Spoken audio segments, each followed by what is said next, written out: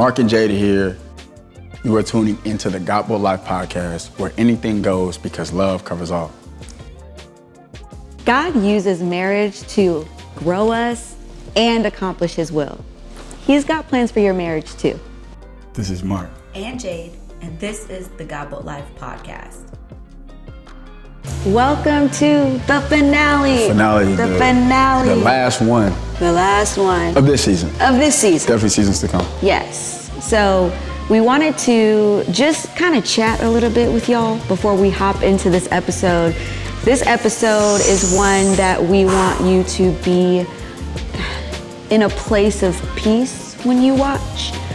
It can be triggering because of the sensitive testimony that Mark shares about things that he's experienced and lived through, but has healed from. But God. But God. Because truth be told, nothing but God in this episode. Facts. Y'all, this is not scripted. We had a whole different idea of how this episode was gonna go. And quickly, God took over. We literally said, God, do your thing, and God did his thing. Pray before you watch this. Get into a zone, get into a space where you can really tap in and tune in and be honest with yourself first. Yeah. And those around you. And we'll have some resources for you guys to check out if you absolutely need it, if you've experienced any of these things. But our task for this entire podcast, this entire show, this entire delivery was to be as transparent, as open as possible, because God hears where you are, not where you pretend to be. 100%. So we're locating where we are, where we've been, how we got here. So it's important that as you guys watch this, just stay open, stay patient. If there are people around you that maybe they've experienced these things, be gentle with them. Yeah. Be loving with them. Sensitive. It's okay to feel when you watch this episode. Totally okay to feel. It's okay if you feel something wrestle up and kind of build up in you when you watch this, because if it hasn't happened to you, it's happened to someone you know. And we did the same thing. Like we spent today crying, last night just releasing. Yeah. And we encourage y'all to do the same as well. And our intent and prayer for this episode is that after viewing it, you will be on a path to deliverance, on a path to healing, or this could be the thing that you know, okay, I need to heal. I need to do something because something happened to me that maybe I haven't even been honest about with myself that I actually experienced. So we're praying for you all. We're praying for whether it's happened to you, whether you did it. We're praying for everybody. Yeah. The point is healing. Yes. The point is love. Yes. And just wanted to share that before we dive into a very deep, very transparent part of who we are and what God has done. And let us be living, walking, breathing testimonies of how incredible, how merciful, how loving God truly is. We hope you enjoy this episode. Welcome back to the Godbolt Life podcast with my beautiful wife, Jade Godbolt. You look good. Thank you. Extremely good. Thank you. Very good. Thank you. Like, we gotta hurry up and finish this good. Oh, Lord Jesus. I'm dead serious. I'm so serious. This is the finale. And it feels good, honestly, to complete it. Yeah. Like, we can say, okay, God, we did what you told us to do. Yeah. Like, literally, without a whole bunch of guidance, without a whole bunch of plans. Like, we didn't have no plans. No plan, no script. We're in right outside of Austin, which is like one of our like fun places, really, because it reminds us of Portland. It's like super chill. It's like outdoorsy. Eclectic. It's eclectic. Yeah. It smells different here. Yeah. And just being amongst like nature. Like we can hear a waterfall right now as we're recording, and it sounds incredible. But like, why do we choose that for this? Is it like a reason, or we do this often? Like part of not date night, but part of like just us switching it up. We'll go book an Airbnb somewhere that most people wouldn't go, but we find like a firehouse in the middle of nowhere. If we gotta cook, we have to cook. If we don't, cool too.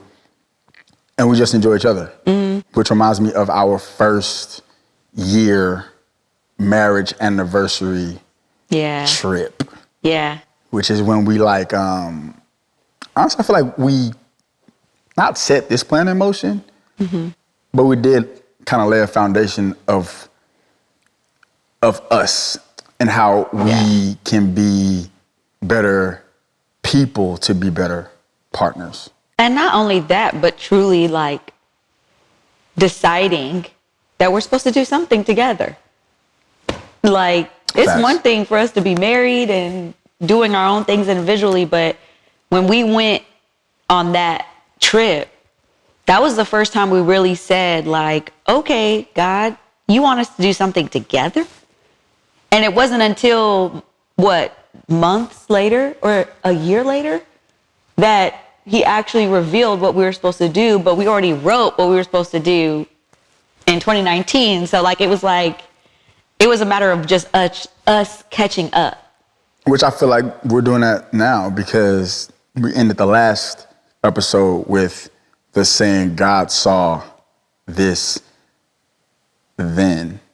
We say things often like, they know who you are.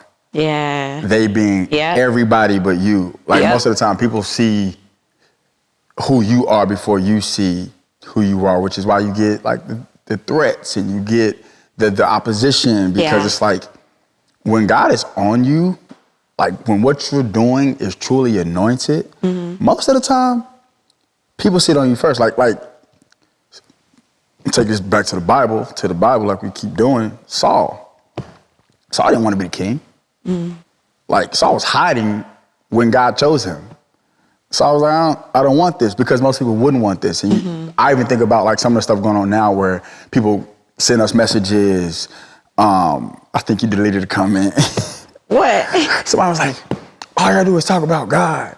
And, And listen, you're gonna get deleted and blocked real quick. Hey, I told this story. I forgot who I was talking to. But my sister made a joke like, Mark, you always been so deep. Yeah. Why it's always some prayer with you. You just gonna go to I'm like, you used to call me a hoe. So growth, okay, because. Come on, growth, okay. I was actually I was writing a comment to that person when you deleted it. Oh. So I wrote it. At first it was like, this person can't be added. Then it was like, the comment's gone. But I was gonna be very real and very transparent. What were you gonna say? I was a hoe. That's why this transformation has to be God. Yeah. Because there was not a time where I could imagine, like most of the conversations before here and before us, and even when we started, was all the wrong things. It was about women I've been with and like the stuff that I've done and how many I could get and all of these things. Remember when I asked you what your number was? Or did you ask me first? Say. That was like maybe the first week of us dating. Say. It was like, look. And that was when I realized, I was like, do I want to tell the truth? Okay. That's a high number. But that's why, like, God seeing this then and like them seeing this is like, if you ever get it, like this is for people. If you ever believed what God said about you, what he says about you, what he's been saying about you since before he knew about you. Yeah. Like the unlock the amount of lives that can be changed. Like, think about this, like the amount of lives that's going to be changed because we're being real, because I'm not sitting here and saying, or trying to preach to y'all, like I can't tell you. Not doing that. I can't tell you, like, how to get here, but I can share that trust in God, build a relationship with Him, be transparent with somebody. Yeah. Like somebody. I feel like oftentimes as black folk, as black men, thinking about crying. So the other day I had this epiphany. I'm like, man, I be congested. Oh, yeah. I be really congested. Yeah. But when I'm in full worship mode, on the floor, just in reverence to God, and tears are flowing, and I'm like, for some reason, a lot of snot comes out. So either my body makes snot when I cry, which don't sound right, because that's inflammation, that's not good. Or when I cry, I'm releasing things that shouldn't be in me anyway. So as a black man, hearing men tell me, suck it up, don't cry, it's making me more congested. It's messing me up physically, it's literally mentally. It can make you sick. Mucus in the body, dis-ease. And I'm still getting that out because now I'm crying more. Now I'm like releasing it. And it's like, who's talking about that? Yeah. And I ain't that smart. I don't have a degree. I was telling Mario, our producer, coming here, like, so I driving through Austin, I'm like, shoot, I don't have a degree. And I taught a college accredited course at the University of Texas.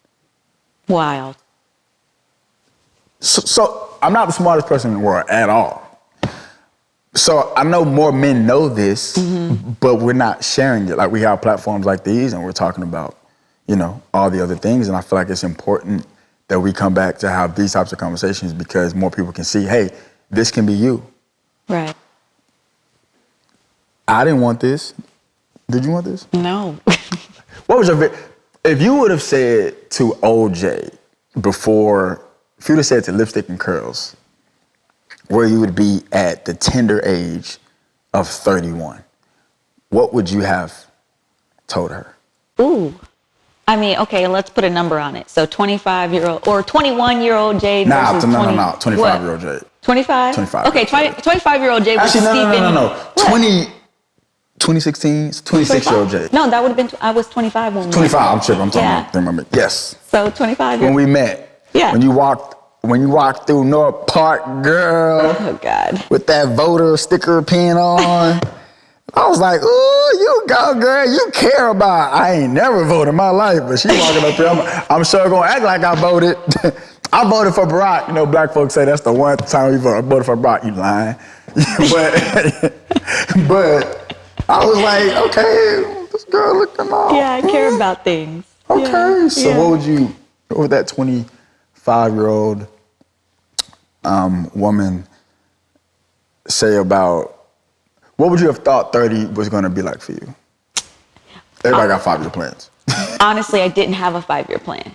Really? Like 2016 was a very crazy year for me. Like, especially the beginning of the year, because December 30th, 2015, I was quitting Lipstick and Curls. So in my mind, there was no Lipstick and Curls at 31. There was no Lipstick and Curls in 5 years at that point. So to think that I'm still in a space where I've been able to sustain our family. Like, we've bought a home. We are able to do things like this, where God has made a way for us to truly operate in our purposes, and not only for ourselves, but like we get to allow other people to also do that too. And for me, that's like incredible, because I wasn't thinking about that at 25 at all. I was just trying to get mine and not even just get mine in that sense, but like just figure out mine, figure out like, what am I supposed to do? Because at that point, still didn't know that lipstick and curls was like a career of sorts. Like, I didn't think that like I was talking to some of our team on the way here today. Like, I would always think to myself at that time specifically, what am I going to do in 5 years? Like, the back of my mind, I was like, there's no way I could sustain this in 5 years. I used to 4 or 5 years. Doing them stupid plans. It was like, yeah, so what jobs do you want to be in the future? Okay, you know that based on what I'm at. Okay, well, tell us how you plan to get there. I don't know how.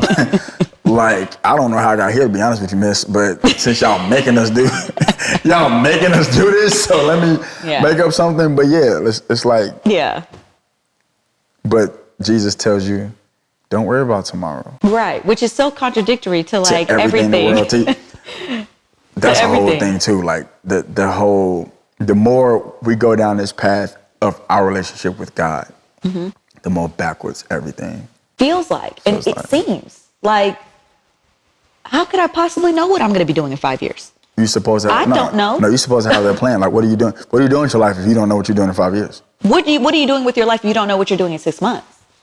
Yeah, I'm asking you that. What are you doing with your life?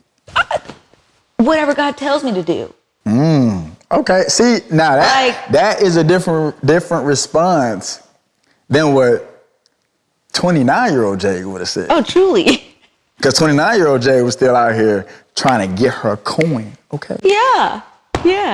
But it's amazing the way God works to where when you stop trying to do it yourself.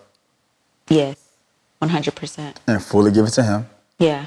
He not only makes it, because I couldn't have imagined this. Me either. I would have been like, yeah, we shooting a podcast. We'd have been in the garage. Right. Doing it ourselves. Like. And it would have been impactful. Yeah. I believe people would be changed and impacted because God doesn't need a lot. All he needs is a willing vessel. Yeah. But when you give it to him, you really get an opportunity to see that, hey, it's bigger than what you can think and what you can imagine if you actually turn over your gift to him. But even that, you got to do the inner work first. Therapy. Ooh. You got to do that part first. Did we talk about therapy yet? I don't know. I don't think we did.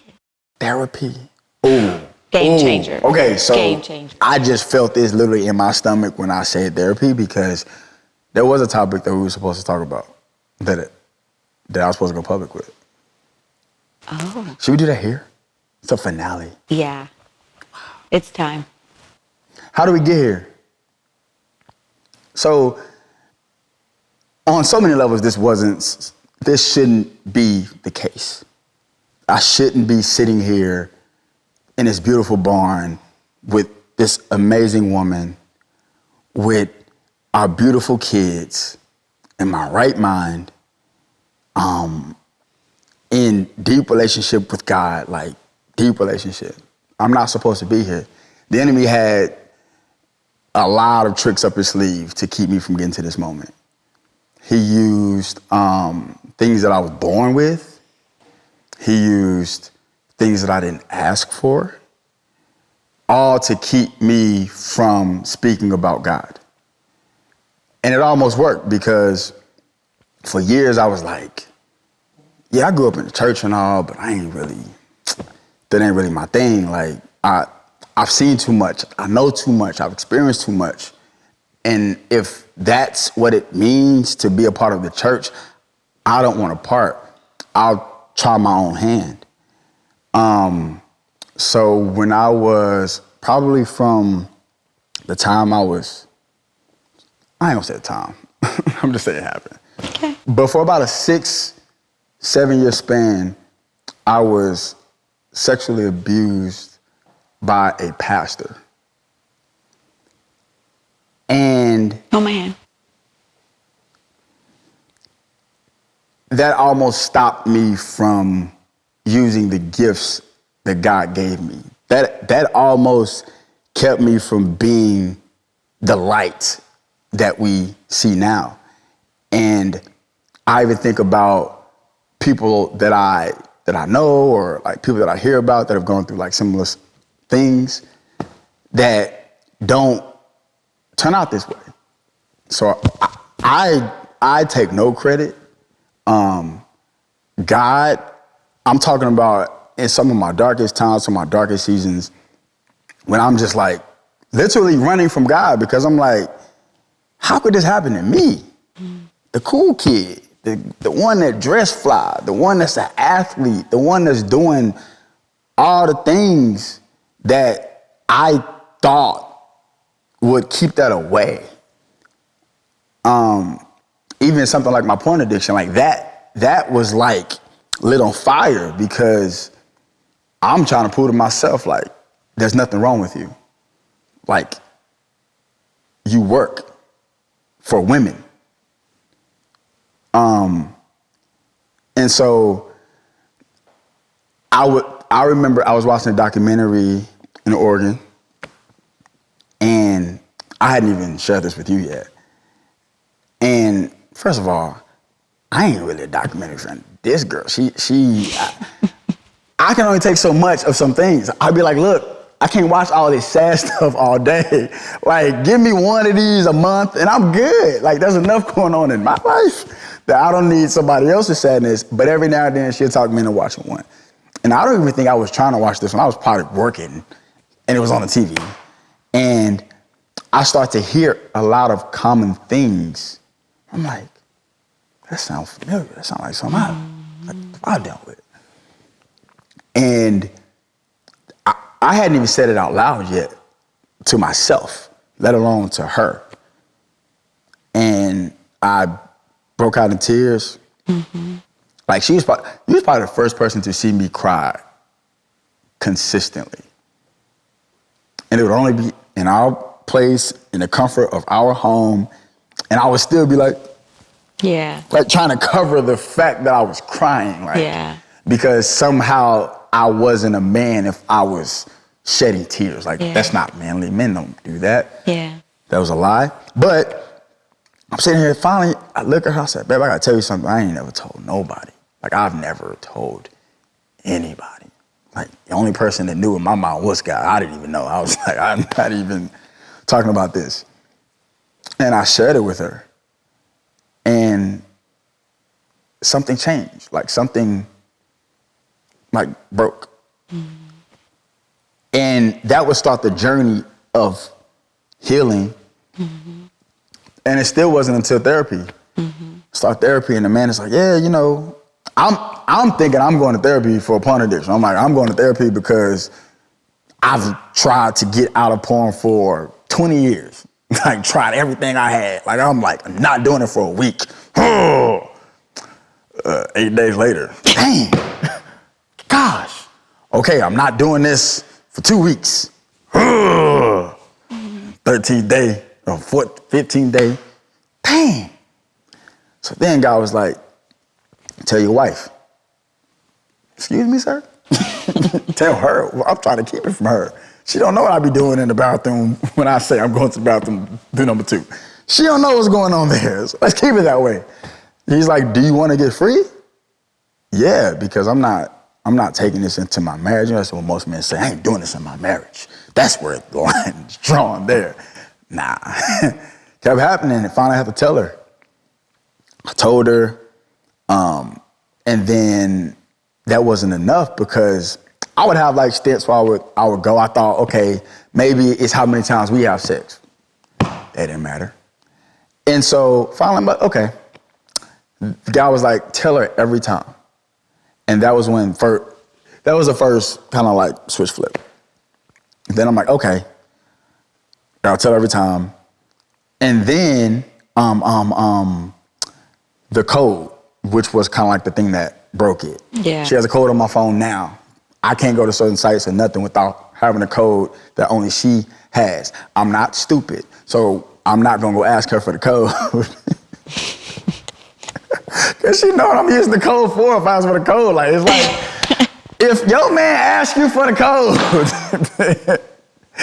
it's over. Like, you might as well give it to him because he ain't gonna do right. Joking. Pray for him. But Please do. pray for him. But that led me to therapy because I'm like, okay, like this seems like it broke it. I want to make sure. I started going to therapy. It was incredible. And the guy was like, he blew my mind. He's like, man, you do know that you don't just start watching porn, right? I'm like, what do you mean? He's like, well, something like exposed you. I'm like, what you mean? I never knew that. And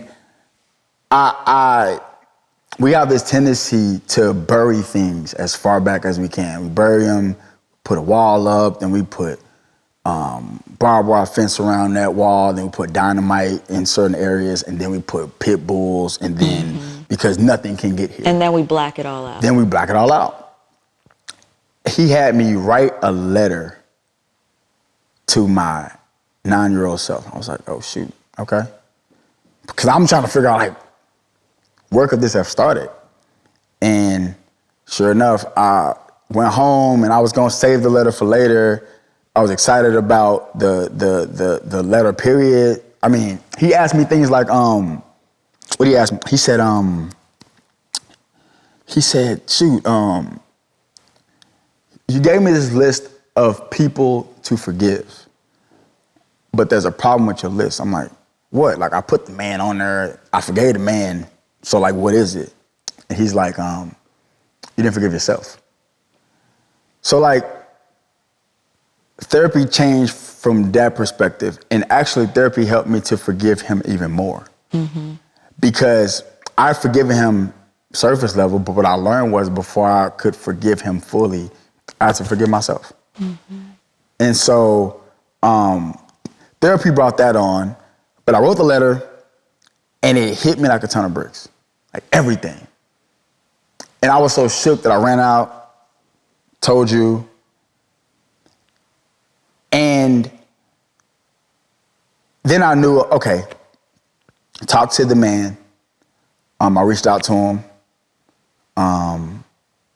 Which was a big deal. It was a big deal. Which is crazy, 'cause I don't, I've learned, since I've learned that forgiveness is about you, it actually, for me at least, I may be the only one, but it makes it easier to do it. Yeah, because you're not doing it for the other person. You're doing it for your own peace and your own. Because if I was doing it for him, Yeah. I probably wouldn't have, I don't know if I would have done, I mean, maybe I would have done it just to say I did it and it meant nothing. But I reached out to him and, let him know that I know what was going on. Like, so we have an understanding that it happened. And he apologized and he was just like, yeah, like, thank you for the way you handling it. And I was like, yeah, this ain't me. This is God. Because Mark wants to handle this differently. Yeah. Mark is still there. Like, that's why the time with God is important. Like, men, time with God every single day is important because the journey don't stop once you get saved. The journey don't stop once you can say I've spent a week straight in my Bible app. The journey is continuous. Yeah. The enemy and the spirit are constantly fighting back and forth with every choice that you make. And as soon as you let your guard down, there's space for him to attack. Yeah. And if you're on your game, he's going to take that opportunity because they don't come that often. Right. So that part of me knew this is the Holy Spirit. It's not me. Yeah. Even being able to have any sort of dialogue with this man was the Holy Spirit. It's not me. And I have no hate. I told him, I love you. And it caught him off guard because he wasn't expecting, he thanked me for the way I handled it.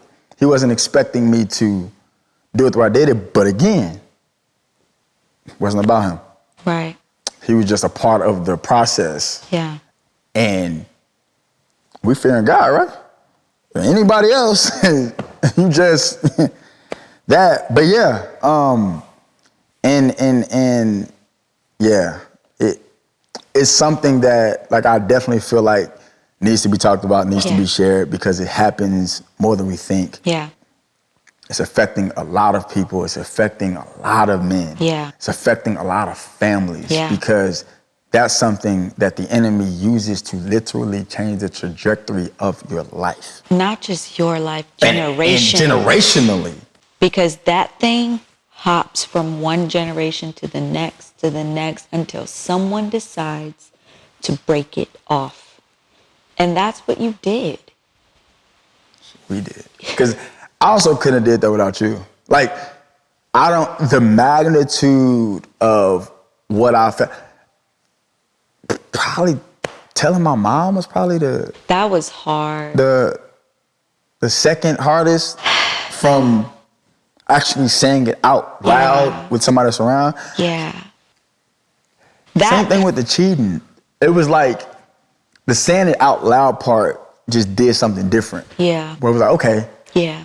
like now it's out here. Now I'm Yeah. gonna deal with it. Yeah. Now it's like, it's no longer just in my head as if it didn't happen. It's like, Yeah. nah, this is legit. Yeah. This is legit. Yeah. And exposing the darkness, exposing the attacks is how you get rid of it. Is how you And not break exposing from a place. Like, this is the thing too, because I even talk to people, like the few people that I've told, like some of them say, oh yeah, like you should do this, you should do that to them. They don't deserve. Nah, that's not, nah. That's Because not God. what I understand is they didn't just think it up either. It probably happened to them. Yep. And it happened to the person that happened to them. Yep. And we don't break those things to pour hate on top of it, because that just makes it worse. But the idea is that everybody's free.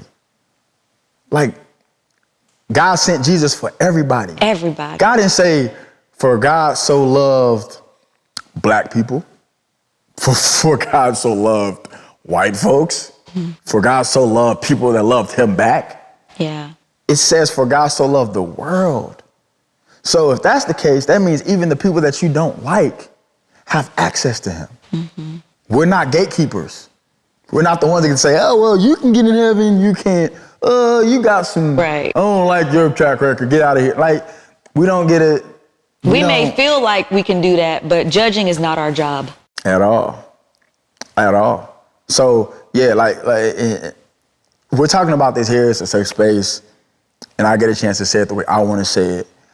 I don't wish that man or any men that have gone through it, that are dealing with it, that have done it, we're praying for y'all, because God didn't create you to be that. Right.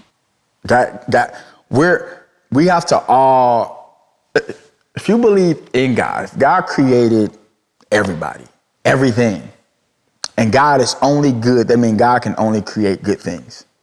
So if somebody is acting outside of who they were created to be, then that's not them. That's what's working inside of them.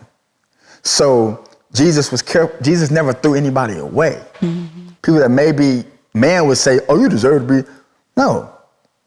God, Jesus healed them as they were. Not, let me kill you and bring you back to life. Like, so I want to use this time and this platform to say, if you are a victim, if you are that person that has done it, I love you.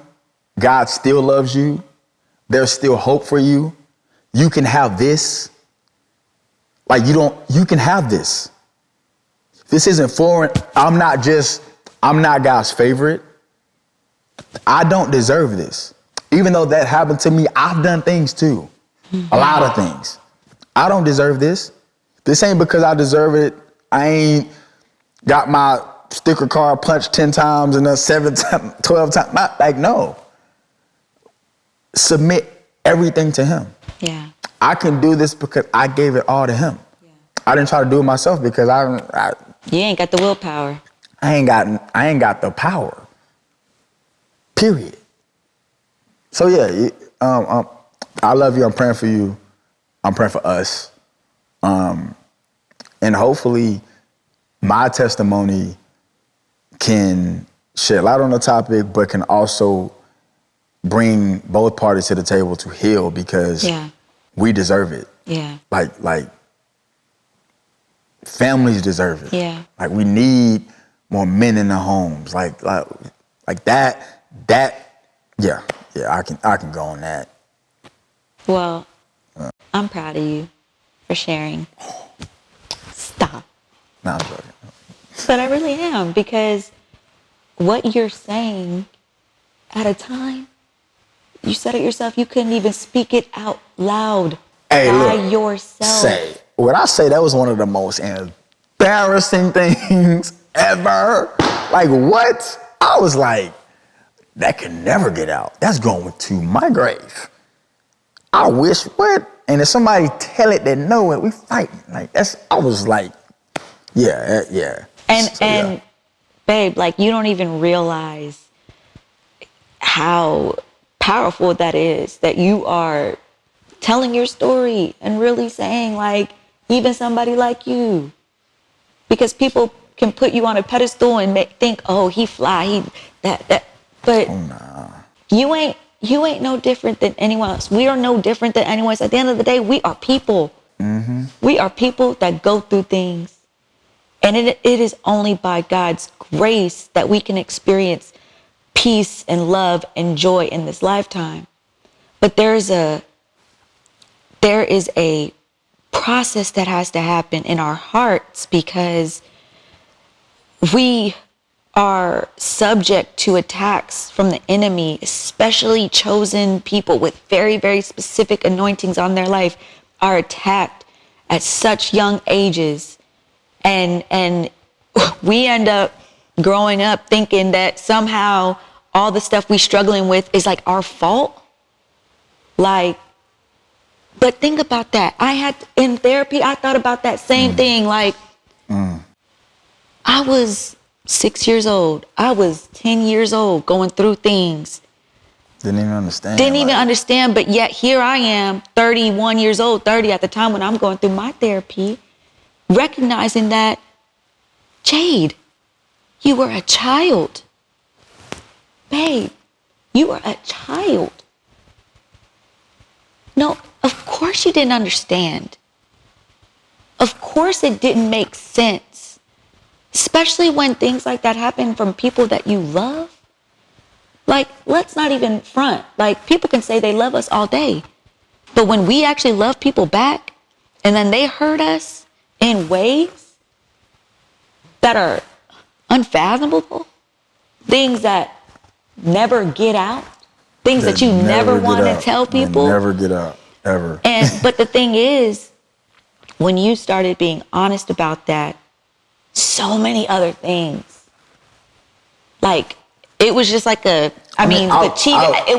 of it just like started breaking down. Like, all of the strongholds, the fear. The fear was broken. Like, we oftentimes give the enemy too much credit. It's almost like, we used to always laugh because we would have this this gate that was supposed to block our dog from going upstairs, but it wouldn't fit. So we just would like prop it up on the stairs. And at any time, he could have ran right. It wasn't connected to nothing. He could have ran right through it.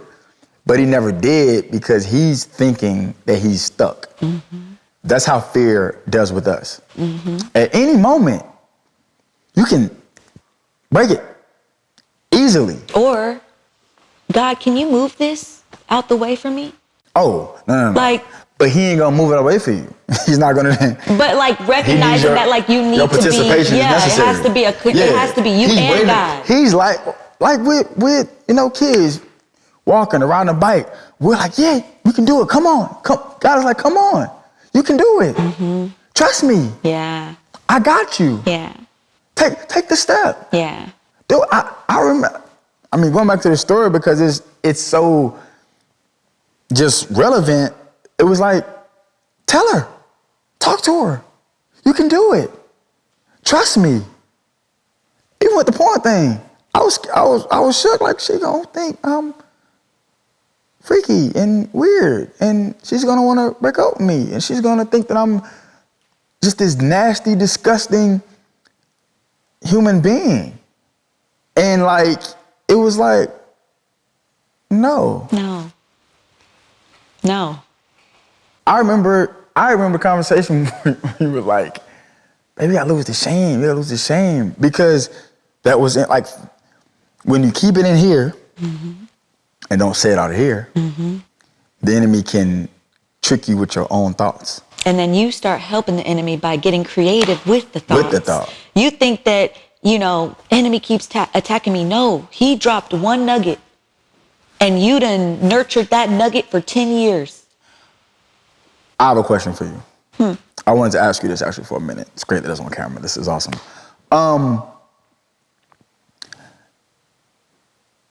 When did it click for you that you could get naked with me? Thanks for tuning into today's episode. We so appreciate your support, and we'd love for you to leave us a review wherever you are listening, and also visit us on social media. You can find us at Mark Z Godbolt and Jade Godbolt on Instagram, as well as the Godbolt Life on Instagram. Stay tuned for part 2 of But God.